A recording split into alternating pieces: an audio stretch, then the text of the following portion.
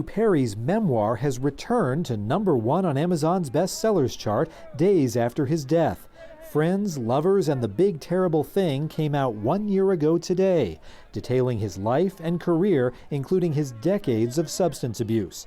Perry was found dead Saturday at his Los Angeles home. He was 54.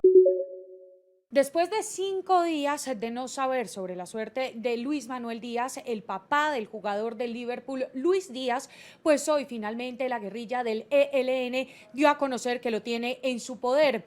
Esto después de que el jefe negociador delegado del gobierno nacional, Oti Patiño, lo diera a conocer en un comunicado de 5 puntos, en el que no solamente señala que esta guerrilla tiene al señor Luis Manuel Díaz, sino que además le exige al ELN que lo deje en libertad de manera inmediata. Pero también se ha conocido cuál es ese frente que tiene a Luis Manuel Díaz, el Frente de Guerra Norte Juan Manuel Martínez, y que además de esto tiene un delegado en la mesa de negociación, Bernardo Telles. Sin embargo, en este momento las autoridades intentan establecer de qué manera se llevó a cabo este secuestro, por qué secuestraron al papá de Luis Díaz, y recordemos pues que aquí en Colombia ya se ofrece una recompensa de 200 millones de pesos. Para contexto, el papá de Luis Díaz fue secuestrado en el norte del país, donde en este momento se adelantan intensos operativos para poder determinar su paradero.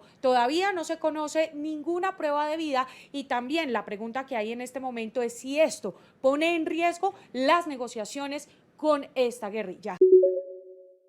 Luego de un recorrido de muchos kilómetros, estos migrantes se desplazan por Tapachula, en el estado mexicano de Chiapas. En esta multitud se mezclan nacionalidades de la región. Todos estos ciudadanos conforman la caravana que va en dirección al norte del continente. En nombre de Jesús vamos a llegar. Vamos a llegar a los Estados Unidos. Según la ONG Pueblos Sin Fronteras, organizadora de la caravana, se trata de una movilización que supera las 7,000 personas. La mayoría de ellas proviene de Cuba, Haití, Honduras, Nicaragua y Venezuela, entre otros. Su propósito es ingresar a Estados Unidos sin visa, para ofrecer una mejor calidad de vida a sus familias. Es el reporte. Soy José Perralete de La Voz de América, en Miami para Telearuba.